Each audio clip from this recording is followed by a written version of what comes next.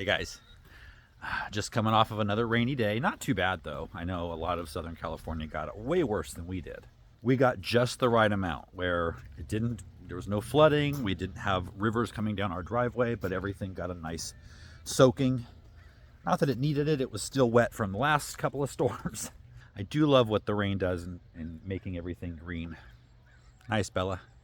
Gonna go down and put Daisy out. Not supposed to rain anymore today. It's still misty, but she doesn't care. She would much rather be out eating grass in the rain, even a heavy rain, than being locked up and dry in her corral. And just FYI, still, it's been, what, a week and a half maybe since she got out somehow. She hasn't done it since. So we are looking into maybe putting a camera down here just to see if it happens again. I put out some nice fresh dry straw before the rain yesterday.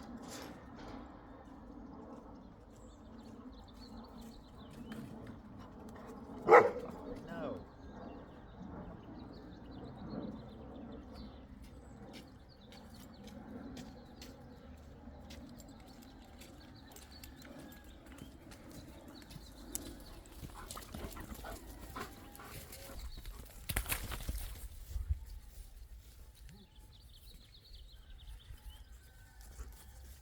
All right, so it's like, I don't know, 8:30, 9 o'clock.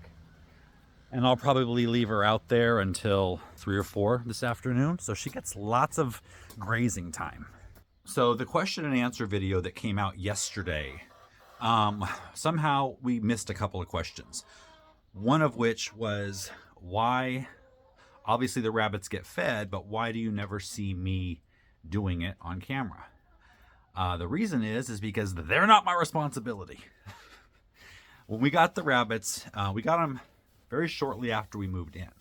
Emilie wanted a farm animal of some sort, and we didn't really have any infrastructure set up to have anything substantial. And she'd been looking at these mini Holland lops online, and she just really wanted a couple of them. So I reluctantly said yes, but I said, I've got enough to do. They're not my responsibility. Now, while I do use their fertilizer that they produce, they don't really offer me anything other than cuteness, which at this point, I don't have time for that. I've got cuteness with Daisy. I've got cuteness with Bella. Not the chickens. Chickens aren't cute. So those two provide me cuteness, and they also provide a service or a product. So I'm not the one that feeds them, waters them, does anything other than collect and use their manure. So that's why you don't see me feeding them. I have enough jobs to do. We are back in egg production. Somewhat, not fully. The problem is we have a few that have forgotten. This is several days worth, by the way. I just piled them in the corner because I didn't have a basket with me. But some of them are laying them inside the coop just on the floor. And so they get all dirty. And sometimes that happens after they have gone without laying for a while. One will just happen to lay one in the floor. And then the rest of them will be like, oh, cool. We can do it right here. Got a broken one right here. You want that? So some need to be cleaned.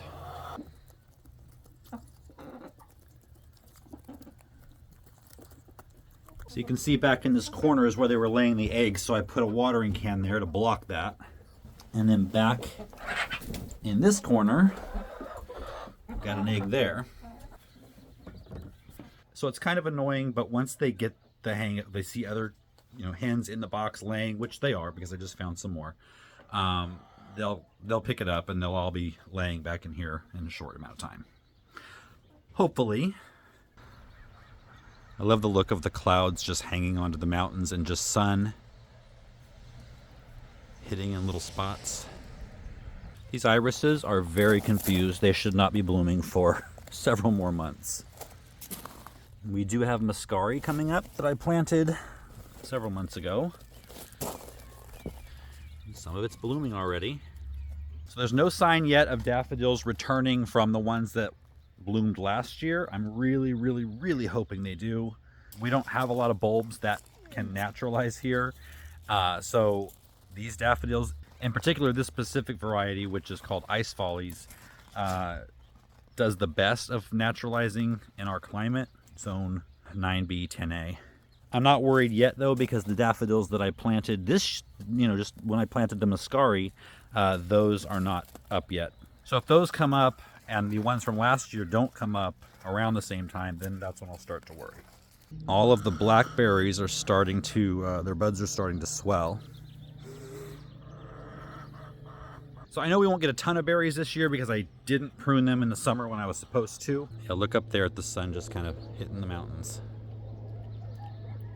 Sorry, squirrel. This redbud tree is getting ready to bloom. Signs of spring are everywhere.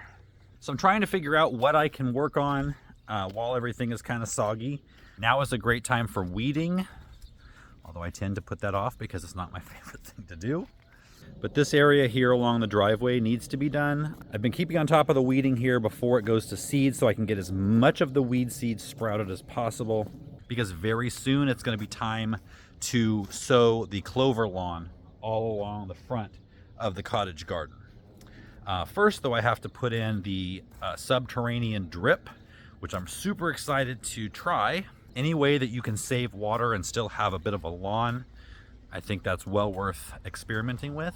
So I think I'm gonna go in and have some breakfast and then figure out what else I can do in this soggy environment. So today for breakfast, I'm going to have brisket and eggs. We have this brisket left over from the one I made a few videos back. And all I do is I just chop it into chunks like that. And I spread them out on a sheet pan and freeze them. Basically so they don't all clump together. And then once they're all frozen, I can put them in this bag and they're kind of, makes them easier to use. You're not breaking apart big chunks. So just toss in a handful or two and cook them over medium heat. There's a lot of fat in brisket, so it will render and give enough fat to cook in. I put a lid on so that it just keeps the heat in to get it started, and then I'll remove it once it starts cooking. Brisket doesn't seem super cheap when you just look at the price of it. I think this brisket, it was big. I don't know how many pounds it was. I can't remember, but it was like $65, $70. But it feeds us for a very long time. While that's starting to cook, I'm going to head down to the mailbox. I've been waiting on some tomato seeds. A friend who I met through YouTube, Chad, he has a YouTube channel, Down Home Backyard Gardening. He is a relatively novice gardener in Texas. Great guy, a Marine, single dad. What I love about his channel is that he shares his experience as an up-and-coming new-ish gardener.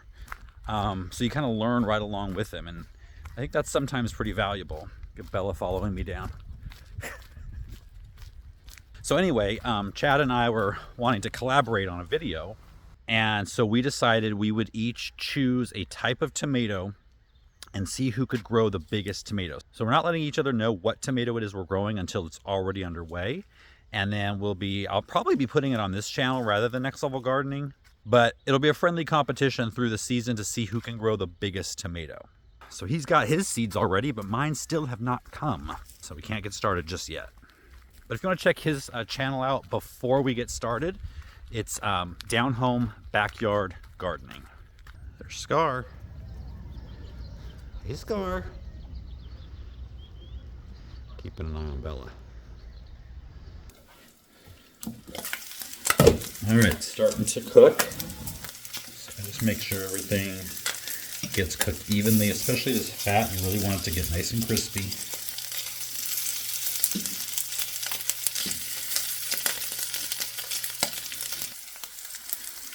Once we're getting toward the end of the cooking, I toss in a little bit of onion powder, salt,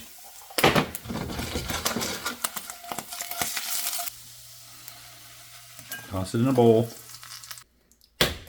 break a couple of eggs in here. I broke it. And I just kind of break through the white just to get it to cook a little bit better. I like the whites done and the yellows not done. So if you do this, it allows them to cook through a little bit better. And transfer them to a bowl. Get a nice mash up. Get all that yellow distributed. A little more salt and pepper to taste. And I'll usually have this with some kind of fruit. Right now, maybe a banana, an orange, just to get some good carbs in there. I'm ready to get my day started. It's the next day, and I got nothing done yesterday. Nothing. We went to the store, went to Costco, and then I played video games in the afternoon. Haven't done that in a very long time. But you know what? It was cold, it was wet, everything was soaking, and I didn't want to be that way myself. But today, it's the exact opposite. It's completely sunny, it's warm, and I'm motivated. And today I'm going to be working up in the cottage garden. I'm going to finally put in the rest of this retaining wall with the logs here to finish it off, going up this way. So starting there, coming up here, and then you can see straight across here, there's like a little cliff. So I got to put it along there to hold that up. And then we'll see if I get to it today or tomorrow, but I would love to get started on the little country style, cottage style fence. Just noticed that some of our cabbages are coming up here in the garden from scratch for free garden. And our kitchen scraps of onions are starting to put out a little new growth.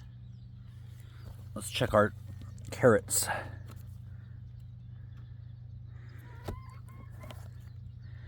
Don't see anything there yet. So let's just get started on this wall.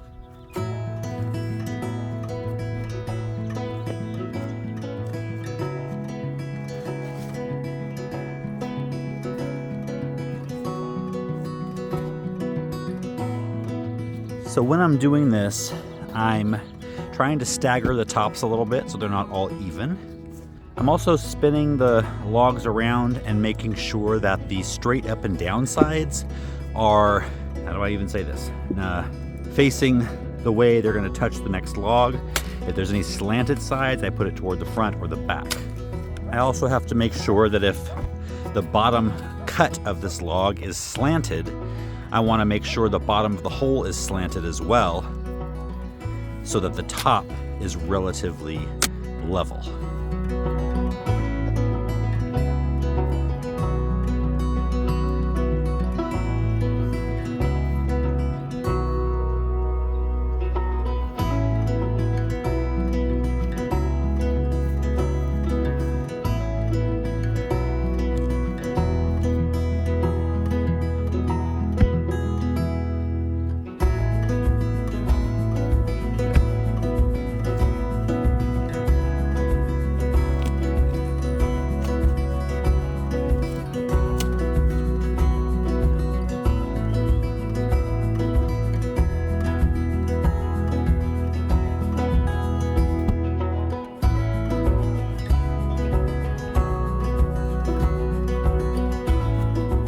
All right, I've got dirt on my face, but I'm finished with the retaining wall.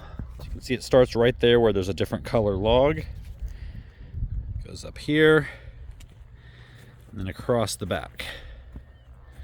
So it was about 3 hours of work, and it's now lunchtime, so I'm gonna go have lunch, and then I'm gonna come back and I think get started on the cottage fence. I really want to make today a productive day, so 3 hours of work, that's not enough. As a side note, I've just the last couple days noticed how beautiful the wood sorrel is on that hill.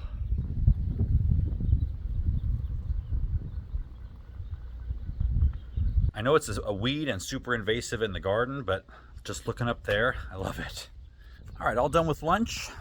I'll go check on Daisy for a second before we get back to work. She's been out grazing all morning. Hey, Daisy.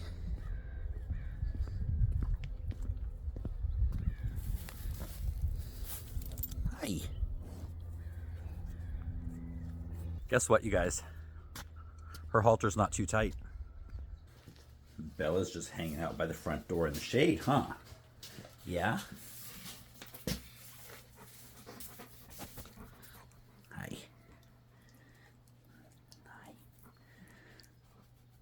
All right, back to work. So the fence is going to be made of these eucalyptus trunks and branches that I collected a few months ago. And it's all going to be used to enclose the vegetable garden, which technically, since it's the free vegetable garden from scratch, I did get these for free. I am using some screws, but technically this is not part of those videos. So you can see they're logs I just put in before lunch, and we've got that, and then we've got this rail here that the gate opens on. So right between the two is going to be a path, and right here at the entrance of the path is going to be an arbor. I may start with the arbor, and then the fence will just go to right here where the gate opens.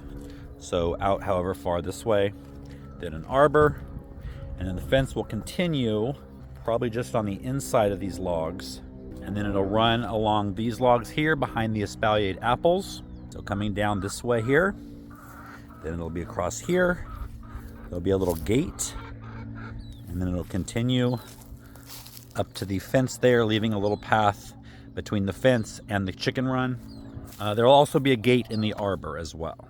So that fence will keep Bella out for one, but another thing is I'm going to be putting some black coated chicken wire around it, so it'll be pretty much invisible, but it's going to keep the rabbits out of the vegetable garden.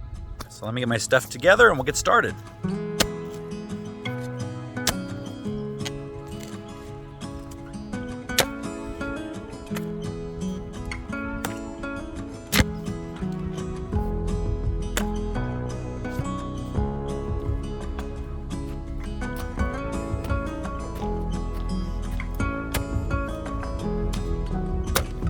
Friends will come, friends will go. They all seem to change while I'm still the same. 'Cause I just can't let go. And there's no one to blame. It's just the way it is. Like stone, emotionless in this world of stories. Oh, like stone, I'll be here forever, waiting for your call. All right, so it might be a little more rustic and less charming than I'd planned, but ultimately it will serve the purpose. And to be honest with you, covered in roses, is it really going to matter? I was worried about the scaling of it. As you know, the cottage is not full size, so like the door, while it looks full size, when I go up there I actually have to bend down to go in. And that was actually on purpose because I wanted the cottage to look bigger than it actually is. But then when you move over here, you can see that's pretty tall, but I had to be able to walk under it and have room for roses to be hanging down. So I think being that far away from the cottage, it's not really going to throw it off too much, especially when all of these trees grow in.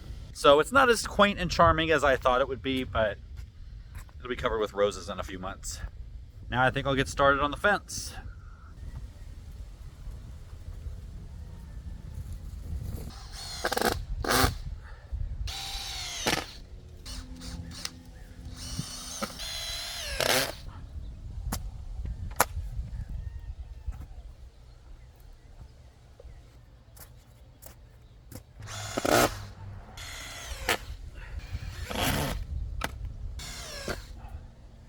Okay, so I'm actually liking the way the fence is looking better than the arbor. The problem is, I was thinking about not using cement because I don't know how long these are going to last anyway, but they're really loose. So I think I'm going to have to use cement on these. Like I said, I wasn't sure how long these were going to last, and I didn't want, in 3 years, these to be bad and me have a bunch of clumps of cement. But this is not going to be a very sturdy fence without it. So that's all I can do today because I don't have any bags of cement. But I feel like this is going to be a really quick process. So once I get the bags of cement, 3 or 4 hours, it should be done. It's the next day. I'm making breakfast. A lot of times you'll see me finish a project or come to the end of a project like I did yesterday, but that won't be the end of the video. I'll have like a recap on the next day. The real reason I do that is because I'm not sure how long the video is going to be until I edit it. Sometimes you think, you know, this is going to be a really long video, but then you end up editing out so much to make the process go quicker. So I got up early this morning, I edited it, and found out it's over 20 minutes already. So just getting breakfast done, gonna finish out this video, and then today and tomorrow I film Next Level Gardening. I'm excited about tomorrow's Next Level Gardening video. It's the first flower gardening I've done in a long time. I learned a trick last year on how to make roses explode with more blooms than you've ever seen. So I'm going to be showing you how to do that. I'm going to be planting a couple of new bare root roses, including one of the ones that's going to climb the arbor that we just built. And then I'm going to be doing a little bit of pruning or showing you how to do that, I think. If that sounds interesting, make sure you're subscribed to Next Level Gardening.